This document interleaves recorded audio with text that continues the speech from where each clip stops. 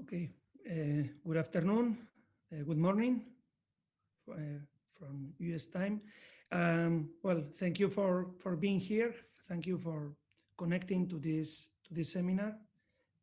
Well, as you know, in this academic year, we started a new initiative that we call Gastronomy Shapers to to have the opportunity to talk, to share with professionals from gastronomy that are transforming their sector, their work, and creating new paths, new ways for gastronomy. So today we have, a big privilege of having with us Nathan Myhrvold, and he will be sharing with us the incredible work they are doing, uh, the incredible work of, I would say, creating knowledge, of publishing and creating um, materials and new knowledge to understand gastronomy better, not only through modernist cuisine, through modernist bread, in the incredible work of communication and creating knowledge that they are doing. So, Nathan, thank you so much for joining us. And also, I would like to introduce Juan Carlos Arbolella, who will be leading also the conversation with Nathan. Hi, Jose Mari.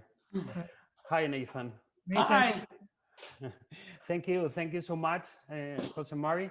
Just to, remind to the students who you are, Nathan. Everybody knows, but he's the founder of the Modernist Cuisine, a revolutionary book for us. And I think that it is important today to have you here because, you push a lot the boundaries of culinary science as a chef, as a scientist, and as a photographer. And you work in Microsoft as a chief technology officer, and you have a PhD in mathematics, in theoretical and mathematical physics, if I'm not wrong, 2 master's degrees, a culinary diploma. So I think that you know quite a lot about the topic we would like to talk today, about physical chemistry, based on your book, the volume 4, talking about emulsions, gels, foamings, and these kind of things that are really interested from culinary point of view. So as the students know, they made some weeks ago some questions, and we have those questions, and I think that it would be great just to go straight away to answering the questions. Thank you, Nathan.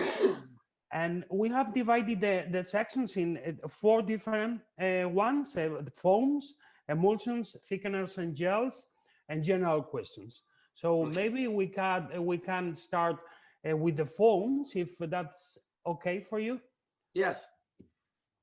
Okay. So yes, the first question is based on a recipe from your book called the lychee and lime soda. Yes. And we would like to know if you can describe the foaming properties of this recipe. Okay. Well, I don't have the recipe in front of me. I've got it here. 1 second. So the lychee and lime are both great fruit. They work well together. Both of them have a juice that's very thin, so you could never possibly make a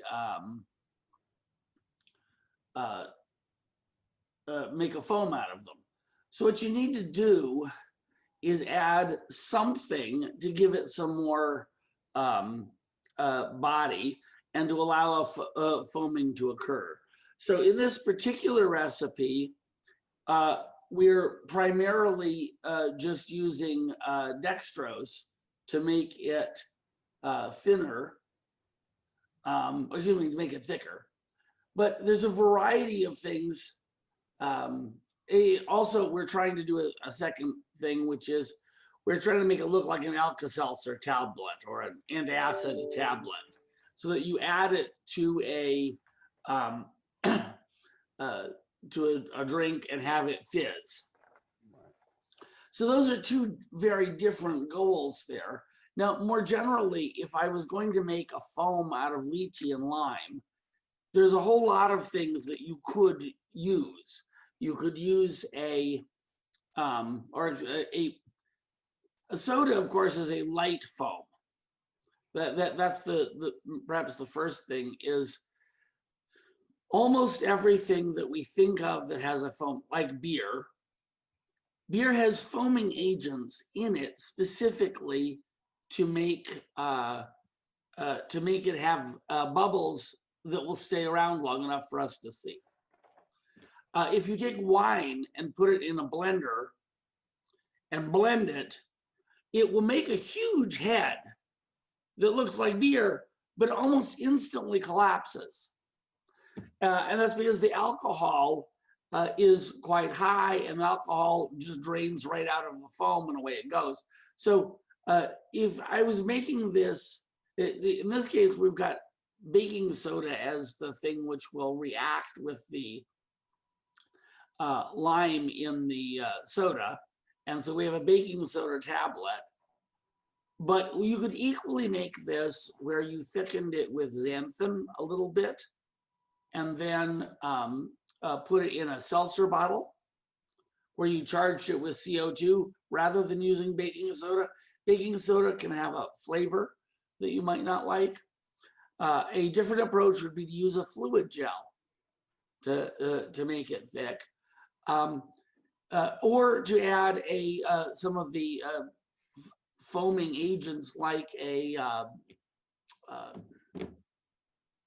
blanking on the name. It's early in the morning here. Oh yeah, totally. Right. Okay. All right. Thank you so much. And it is really interesting recipe. I have to say. Okay. All right. The name I was trying to get was Lepicin. Okay. All right. Okay. Oh, that's great.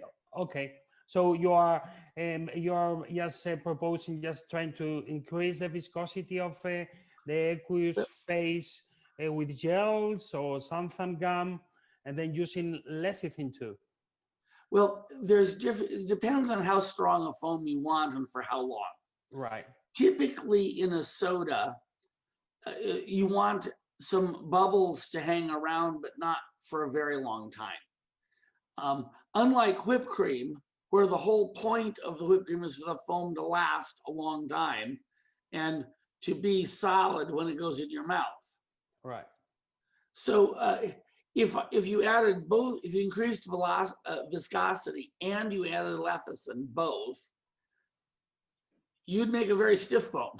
I mean, more of a stiff foam than I would use for a soft drink.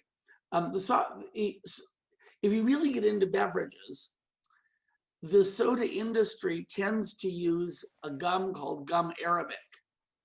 All right. And if you read the side of the can of most sodas, it will mention gum arabic. So that is a gum which allows you to increase the body a bit, hold the bubbles, but not make a thick, dense foam like you'd have with whipped cream. All right. Okay. Thank you. You mentioned the effect of the alcohol, the ethanol, just for the foam stability. But there is another factor that's the second question, which is the temperature. How is the effect of the temperature on foam stability? Well, in general, foams and emulsions both are unstable. In an emulsion, you have a oil phase, which is a non-polar molecule. And then you have a polar molecule, which is water, and that's in the aqueous phase. In a foam, the oil is replaced by air. But chemically, it's not that different than air, than a non-polar molecule. So most things that are emulsifiers will also be foaming agents. And so there's two problems occur as you heat it. The first is that you will destabilize the emulsion or foam, because the chemical mechanisms are all, like almost all chemistry, they're affected by heat. And so as the temperature rises, you have that. Problem number one is your chemical basis for holding the bubbles together goes away. Right. Problem number two is it evaporates. So you've got liquid in very thin sheets in a foam, right, around the bubbles.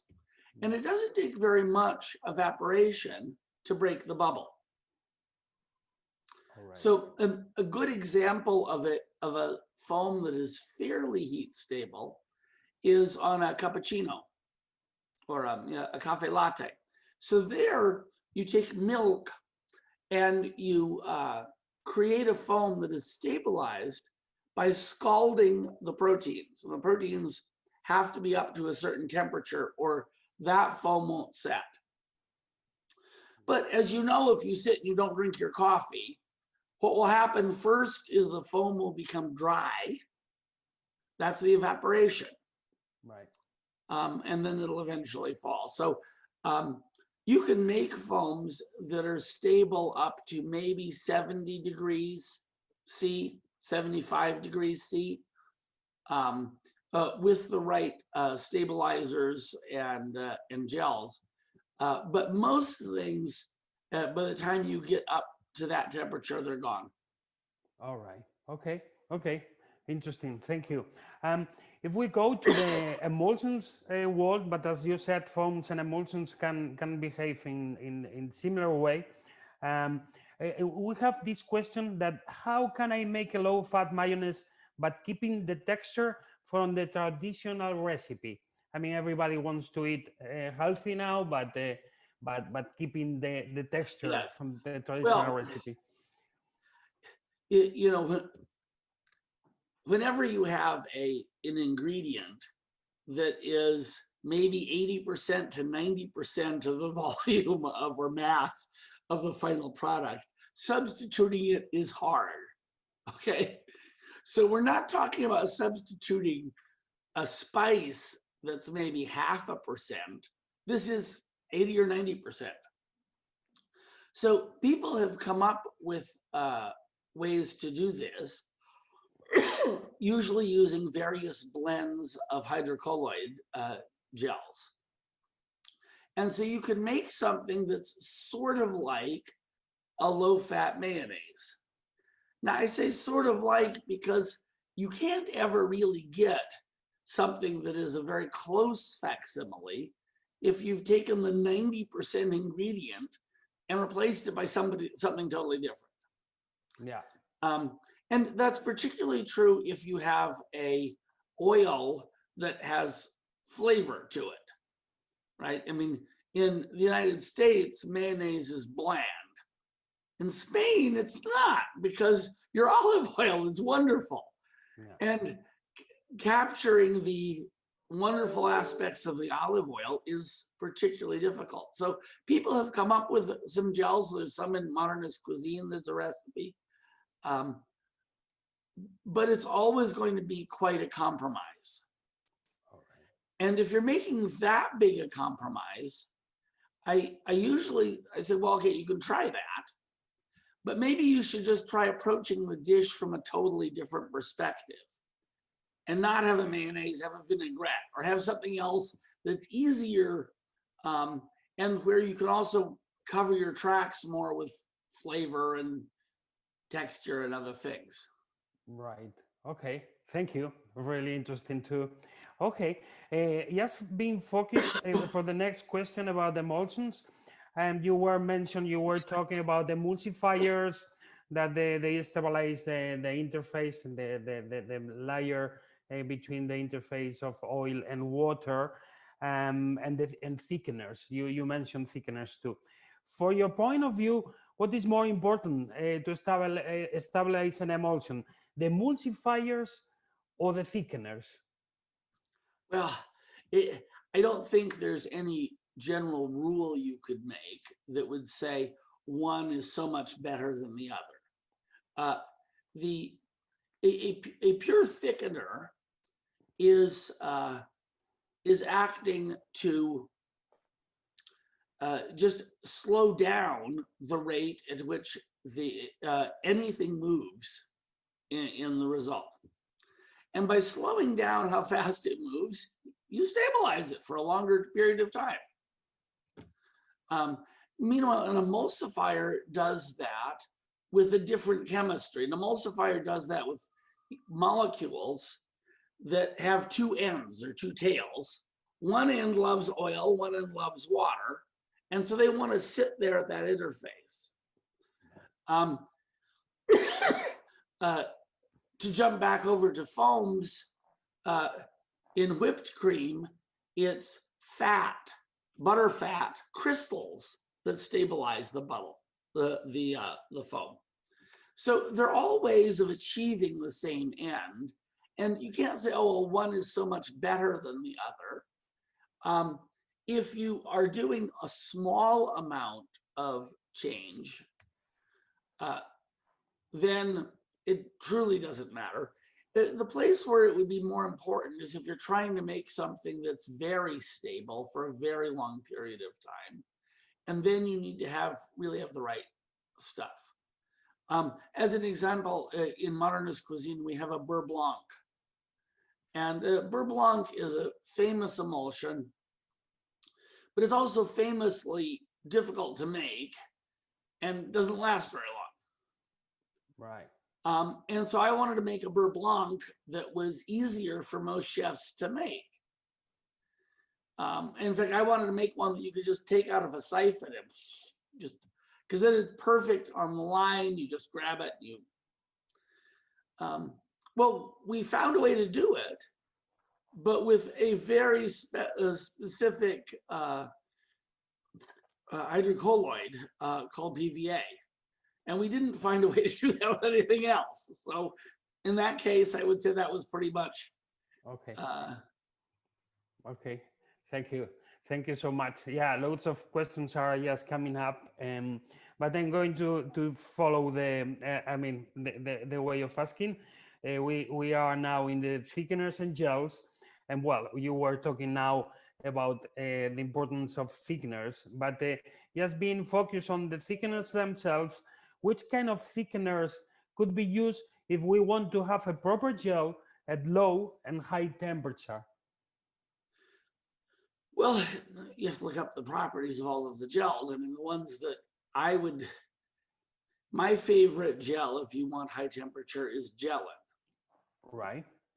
But it's not the only one. I said it was my favorite, and that's because it's got a bunch of nice properties to it. Yeah. Agar will also work at higher temperature. And in the right amounts, either one would work for you. If you make a really strong gel, I like the texture that you can get with gelin better than the texture you get with agar. I think it is a more pleasant, you can, by adjusting, there's two forms of gelin, and by adjusting the relative amounts, you can get something that goes from a very soft gel to one that is very fragile and breaks into chunks. Right. And so that degree of control makes me like gelin, but agar also works. And then there's a ton of other ones that are out there.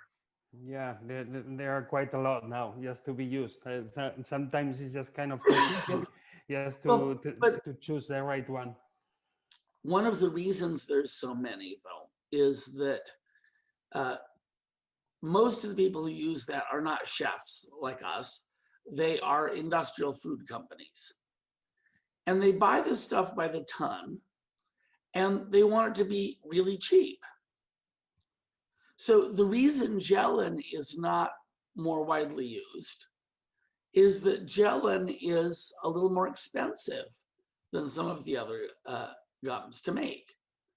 But for us as chefs, it's nothing. I mean, we also pay money for cheese and for meat and for this, and the amount that you use is so small. You know, In most gels, you're using 0.5% or less by weight. Most people, when they put salt on food, they do about 0.75%.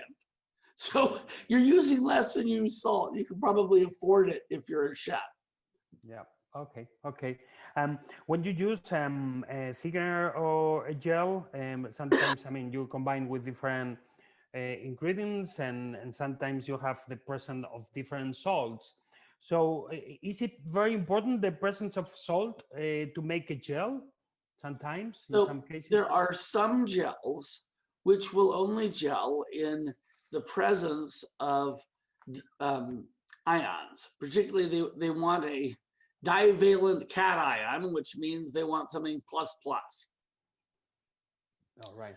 So if you have one of those gels, and that includes alginate is an example, gelin is an example, agar is not, but alginates and gelins are a good example, and there's many others of the more obscure gels.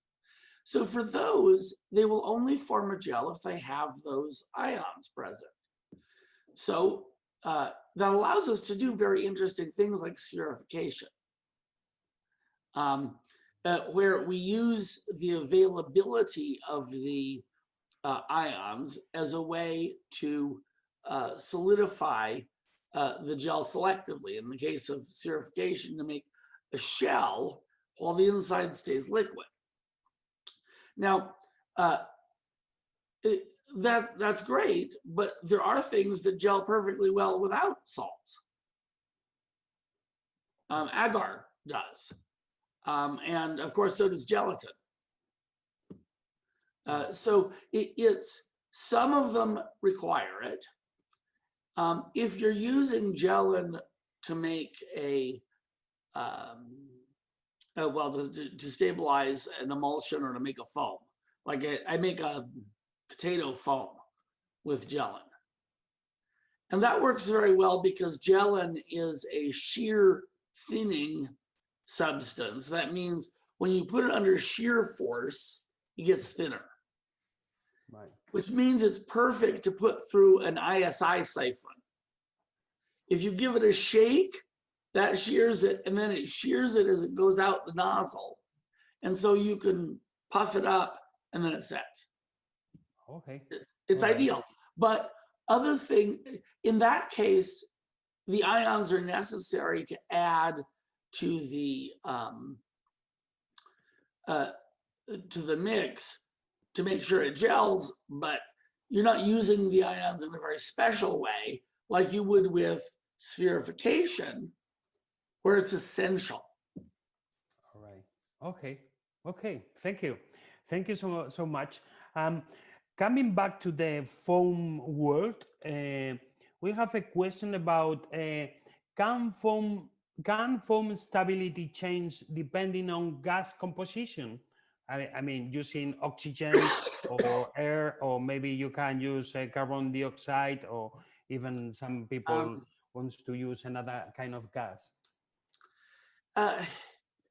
Mostly the answer is no.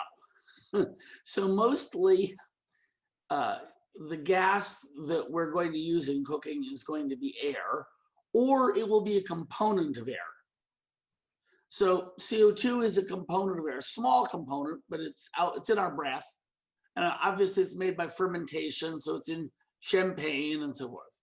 Now, the reason we use CO2 in champagne and in soft drinks is because it will be soluble in water. So it will dissolve into water, and you can hold it there under pressure, and it's not gas, it's dissolved in the liquid. Then when you open the can or you open the bottle of champagne, the pressure releases and then the bubbles start to come out. So in that case, you're using the solubility very critically. If you had a carbon dioxide inflated foam, and I've made a bunch of those for various reasons. If you had one, and I've not tried this experiment, but it ought to work. And you put it in a chamber where you increase the pressure, at some point the foam should just fall because the carbon dioxide will go into the water. Right. Nitrogen is much less soluble in water, but with enough pressure, you can make nitrogen go into water. If you're a scuba diver, this is very important because there's something called nitrogen narcosis. If too much nitrogen gets into your blood, you act drunk and you forget to come up, and that's bad. But because of the properties of nitrogen, if you do add it to a food product, it produces a very smooth foam, and it generally lasts a while. So you see this both, there are special cans of Guinness beer that they pressurize with nitrogen. Or at Starbucks, they have nitro. I assume in Spain, like in here, they have a cold coffee that is carbonated or infused with bubbles with nitrogen. So in those cases, the answer is yes. Okay. All right. A very funny one is the ISI siphon. Yep. So when we want to use whipped cream with those, the gas cylinder that you use is nitrous oxide. And that's also used by some dentists in doing anesthesia. Yeah. Well, the reason they use it for anesthesia is the same as the reason they use it in the whipped cream. It's extremely soluble in fat. So if you put cream in there and you put in the pressure, almost all of that nitrous oxide becomes dissolved in the fat globules in the cream. Right. That's what makes it whip. Right. When you squirt it out. If instead you made a mistake and you put a CO2 cartridge, like you'd use for seltzer, and you put that in your ISI, you will not get whipped cream. Right. And that's all because the gas has this property that it dissolves in fat. Okay. Okay. And then when you release the pressure, it expands and that makes a bubble stabilized by fat. Okay. I wondered what would happen if I tried to make foamy avocado. Turns out it works great. We should try. Yeah. You dice avocado into little cubes. Yep. Put it in an ISI siphon, charge it up, then just release all the air and pour the cubes out, and the cubes will be foamy. Okay. Oh. Or you can also make a thin guacamole sauce by, and then use that, and you can whip it like a cream. Okay. All right. Really, really interesting. You mentioned whipped cream, which is kind of, I mean, similar system than an ice cream. Could you explain us a little bit which is the role of the fat on the air bubble stabilization when you whip the cream or you have the bubbles incorporated to the whole system in an ice cream? Yes. So, well, let's start. An ice cream is a foam. Ice cream makers have a parameter they call overrun. I don't know what it would be in Spanish, but it's the same. We call it the same. Yeah. Yeah, and the overrun is the ratio of air to the product, and it often runs as high as 100%. That means the final product is 50% air and 50% the actual product. Amusingly, an apple is about 50% air. That surprised me, but they float. Yeah. So right off the bat, there had to be some air in there. And then it's also possible to take apple and to infuse it with a liquid under vacuum. The reason that works is they're 50% air. Anyway, so to go back to this, the whipping, the incorporation of air is occurring as the ice cream gets cold. And it's caused by the fat in the ice cream crystallizing. And the same thing is true for whipped cream.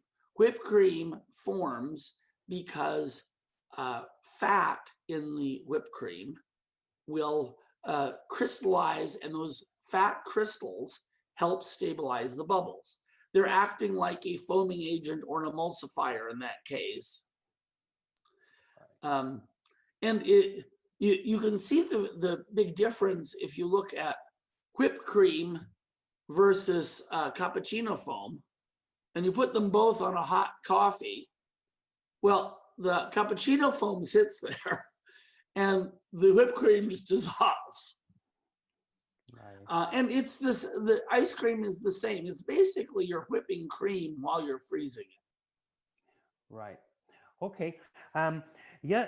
Another question related to the whipped cream and well, whipped cream, especially artificial toppings of whipped cream. They use quite a lot of saturated fat because I mean they are crystalline in ambient temperature. And do you think that we could replace that saturated fat somehow with other kind of fat to whip the cream? Well, people have, so I've done a lot of work like that, but exactly that is difficult. The cream is a emulsion of milk fat and water that is stabilized by milk proteins. It's a natural emulsion made in the cow or what other mammal.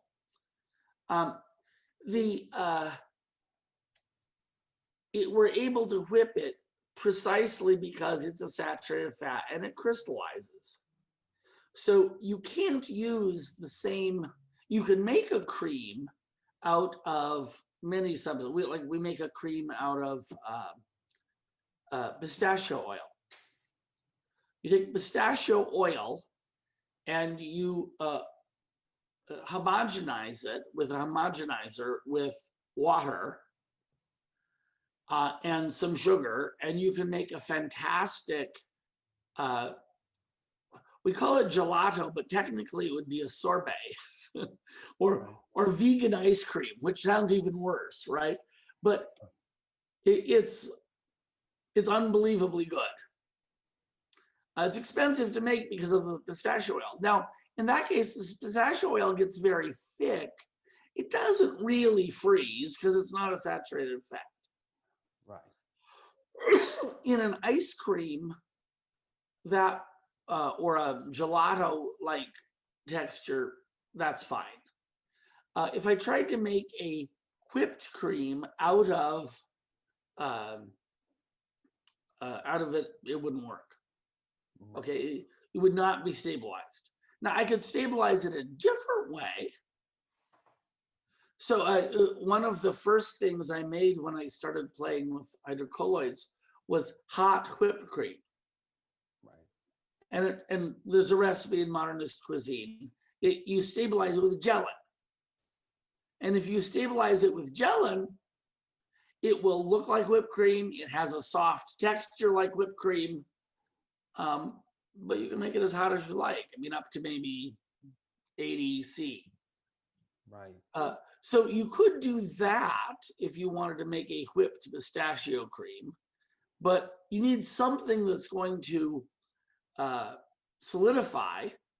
Otherwise, you won't have a stable foam. Right. Now, if you use cocoa butter, and you can get excuse me, you can get a flavorless cocoa butter. That would be is an example of something that you can make into an artificial cream that will whip just like whipped cream. Okay, all right. Thank you. Really interesting too.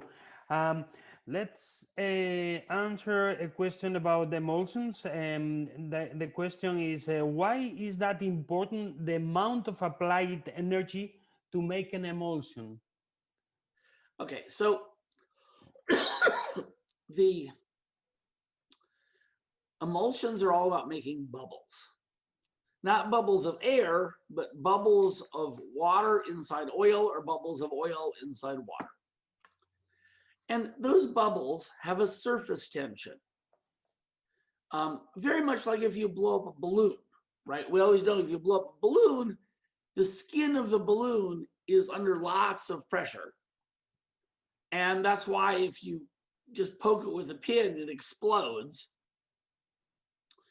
Well, it turns out that in an emulsion, the amount of energy that is in the surface depends on the curvature. Very big bubbles are easy to form. It takes much more energy to form smaller bubbles. Right. It's roughly proportional to the radius.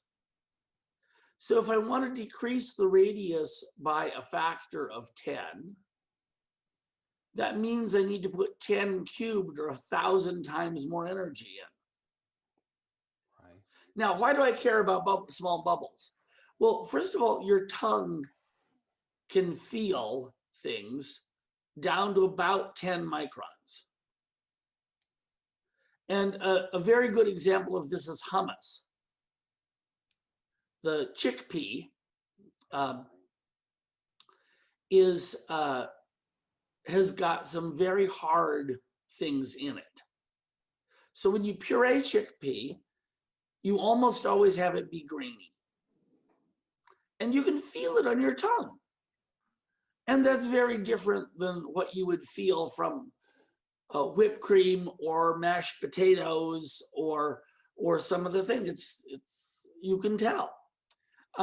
So one reason to make the bubbles small in emulsion is it feels silkier and smoother and feels like it has higher fat. All of those things are true. Right.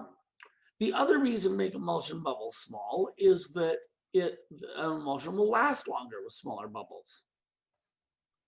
But here's the problem. If you put tons of energy in by scrunching the bubbles and breaking the bubbles down, that also puts lots of heat in, and then you don't want heat to break your emulsion. So there's lots of trade-offs. Right. Okay. Thank you. Thank you so much again. Well, here's actually one more. So this is also true for bubbles in liquid. Right. That the tension is due to that. And one consequence of this is that you need what's called a nucleation point if you want to make bubbles. Otherwise, you can be sitting there with something where the bubbles want to happen, but an infinitely small bubble requires infinite amounts of energy. It can't form. Now, a champagne glass is a great example of that. If you have a good champagne glass, it has a little flaw in the glass right at the bottom.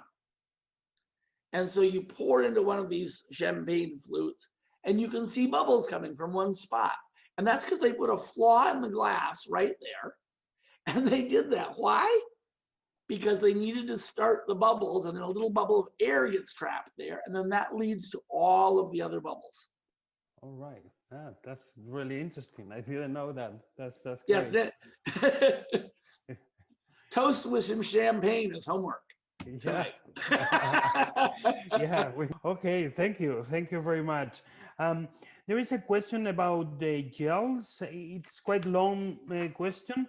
Let me read it.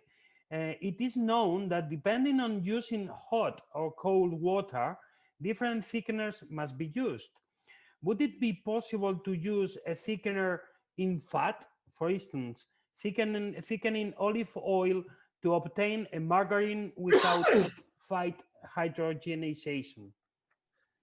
Yes, and there's a recipe in modernist cuisine. All right. There's a couple recipes. Yes, I know that. Yeah, yeah. No, but for exactly this. So the problem with thickeners in fat is that fat is a polar molecule. It doesn't dissolve things very well. When you learn about polar and non-polar, oil and water, what people don't often realize is the water, the fact that it's polar, means it rips apart molecules that fall into it. It just rips it apart into ions. And it's a very active process. It's not, people say, oh, I put some salt in and it dissolved into ions. Well, that's because this highly reactive liquid called water ripped all the molecules apart. So that's the problem, is that the nonpolar molecules tend not to rip things apart. But there are things you can add. One is a modified starch that's called ensorbate. And ensorbate is it's a tapioca maltodextrin starch. So it's a tapioca starch which has been made very fluffy. And it will combine with oil. And you can use this to do a couple things. One is you can make a solid oil. So you can make something that is looks like a powder, but when you put it in your mouth, the water hits it, it gets rid of the tapioca maltodextrin right away, and you're left with the oil. Right. Okay. Now, in different quantities, you can use that to thicken oil. Then there are a few exotic oil thickeners, and I think I mentioned one of them in the book, and we discuss how to do that. The other way to make margarine with olive oil is to rely more on emulsifiers and thicken gels in the aqueous phase. Right. Okay. And that isn't perfect.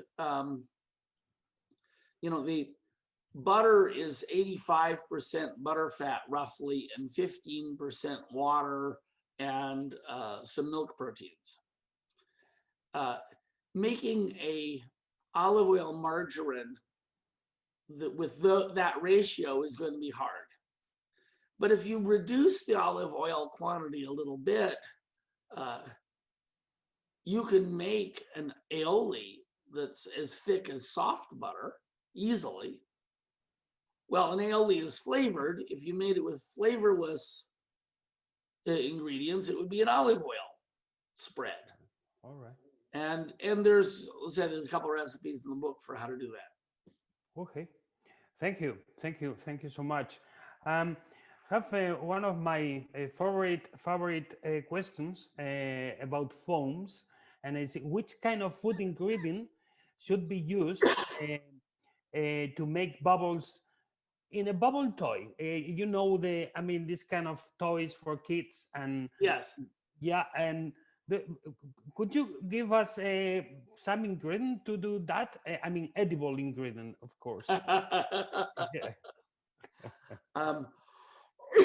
Well, first of all, the one we're most familiar with is soap or detergent.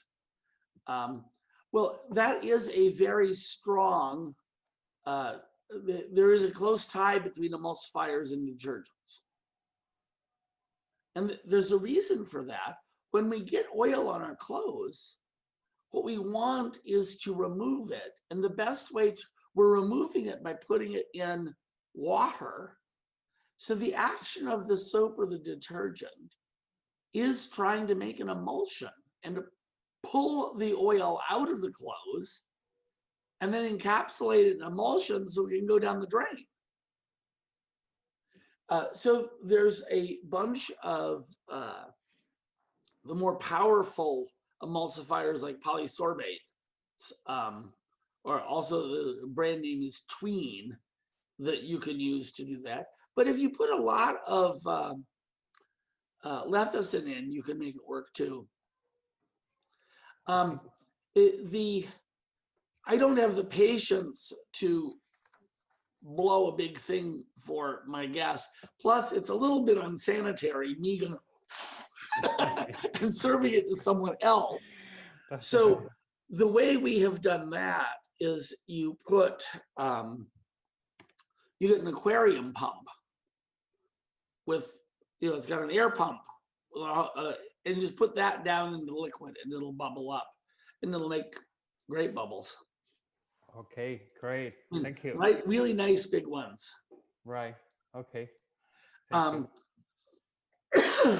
Glycerol or sugar syrup is another thing that helps. Those both are just thickeners, but they help. Okay, I will try for sure. Yes, at home. Yes, at home without anybody else. All right. Okay, thank you.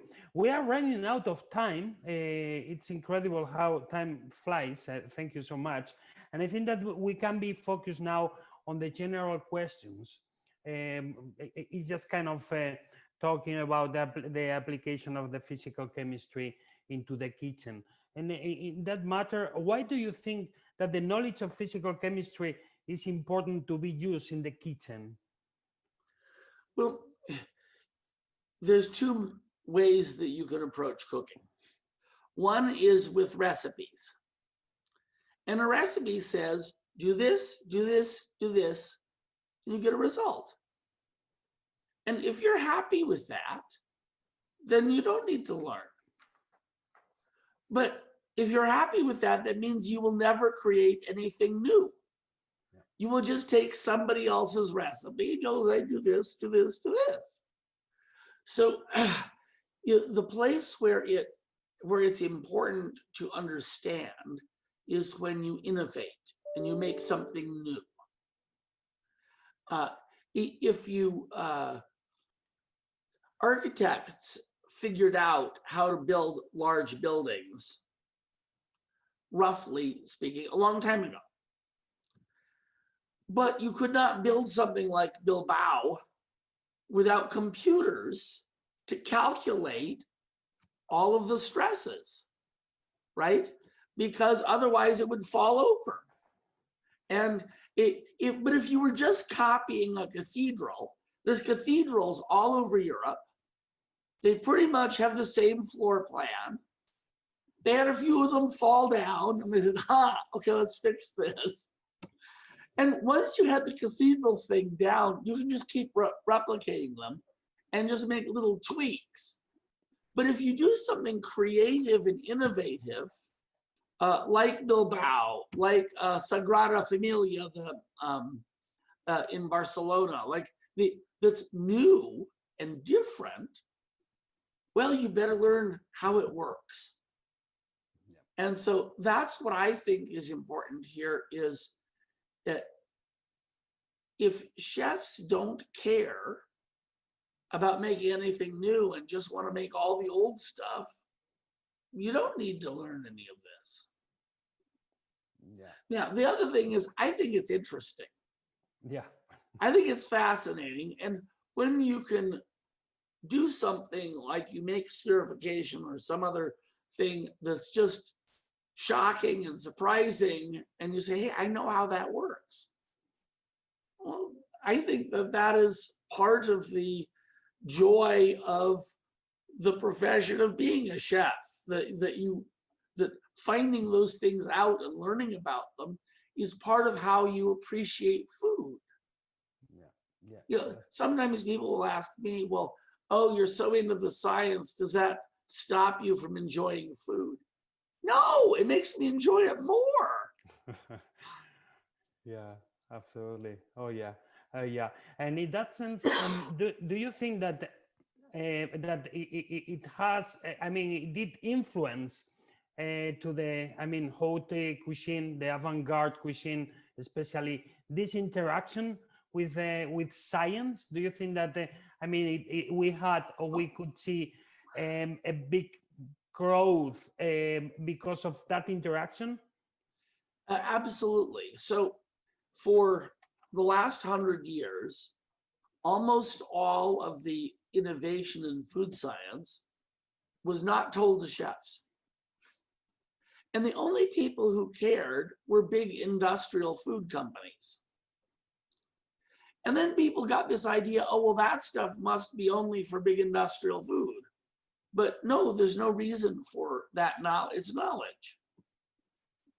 And, you know, in the same way, you can use this knowledge of engineering, you can use to make a Calatrava bridge or a sewage treatment plant.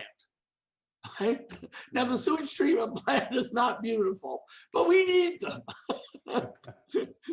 And but you just say, oh, engineering is only for sewage treatment plants. No, it's important for a Calatrava bridge or a Frank Gehry museum. And in the same way, having chefs not know how cooking actually works, what's the value in that? Yeah. Who benefits from us not knowing what to do? Yeah. Yeah. You know, it doesn't seem right to me. So, and it happens that Ferran Adria, a number of chefs, Juan Maria Arzak, and then of course a ton of other, I can't list everyone, but they drew a lot of inspiration from looking at this knowledge and saying, what new could I do with it? Yeah, yeah. And the answer is, you can do some amazing new things. You can do some other things that are, maybe they're not amazing, but they're kind of cool. Part of the reason I wrote Modernist Cuisine was to have that knowledge go out to all chefs. Because, you know, at the time I wrote Modernist Cuisine, it was very difficult to learn. You'd have to go and be a stagiaire in, you know, 6 or 7 different kitchens. And even then, you'd only learn a small fraction of it. Now, well, that's bullshit. Yeah. I understand. Thank you. And what about applying the scientific method in a kitchen? What do you think about that? Is it can be useful? The scientific method is the basis of all rational thought. Okay, just straight up. Of course, what we create in the kitchen, I believe, is art. Or it can be art anyway, in that it can engage our thoughts and emotions just as profoundly as music or painting or architecture or other things. So what we do is art, but it's art that is enabled by science. Just like architecture, as I was saying, is an art enabled by science. And so I think the idea of trying things empirically and seeing what works, well, that's always been in the kitchen. And we learned how to cook long before we knew how it worked. You know, something like wine or bread is extremely complicated because you have fermentation, but we empirically figured it out, or a lot of it. The difference is that in a traditional training of a chef, they don't go beyond, they don't pick up all of the stuff that has been learned by people carefully doing experiments for, say, the last 100 years. Understanding that, I think, is hugely useful. But, you know, there's, the other thing is I'm not going to tell anyone what to eat. That's a very personal decision. I'm not going to tell you what to eat. I'm not going to tell you who you should fall in love with. And if you want to cook some other way, I know friends of mine who are chefs who want to cook in a very traditional way. And one Italian chef I know says that he wishes he was as good as his grandmother because he only uses his grandmother's recipes. And I would say, isn't it a shame when intelligence skips some generations? You know what? That's but right. Yeah. do we really believe that our grandparents were the smartest and best cooks ever? Or their grandparents? Really? Yeah. And then, of course, if your grandparents, mine in the United States, would have never eaten sushi. If you gave them those wonderful gooseneck barnacles you get in the north of Spain, they would have run from the room, right? So what one grandmother thinks is perfectly normal, another grandmother may not think. And we are so lucky to live in an age where people appreciate food, where there are people who are willing to seek out great restaurants and great chefs or great recipes, and that we're able to enjoy foods from all over the world. Yeah. Right? It's sushi is not just for the Japanese anymore. It's become part of the heritage of all of mankind. Absolutely. Okay. Thank you. Thank you very much. I'm going to just ask the very last questions because we are running out of time. Which are the new challenges of new areas of research in this particular topic of physical chemistry and gastronomy?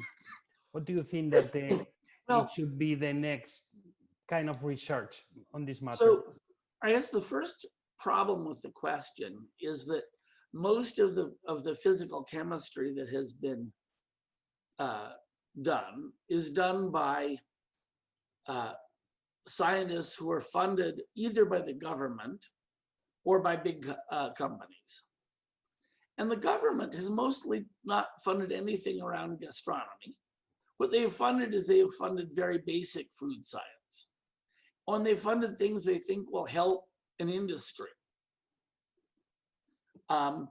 So in Japan, both government and industry have done lots of scientific work on how to keep large tuna fresh so you can have good sushi. Okay, it's very important, but it's also very narrow. In order for physical chemists and food scientists to work more on the problems of chefs, chefs have to be more proactive in asking them and engaging with them. Because if the only people who talks to them are the people from the big government agencies or a big food company, they will only solve those problems. Yeah. Okay. All right. Thank you so much. I mean, it was just a 1 hour of loads of answers and really, really exciting. And I mean, thank you so much, Nathan. We would have loads of questions, but I think that it is enough 1 hour just replying. Thank you so much, Nathan. Thank you. Okay, great. Okay. Bye.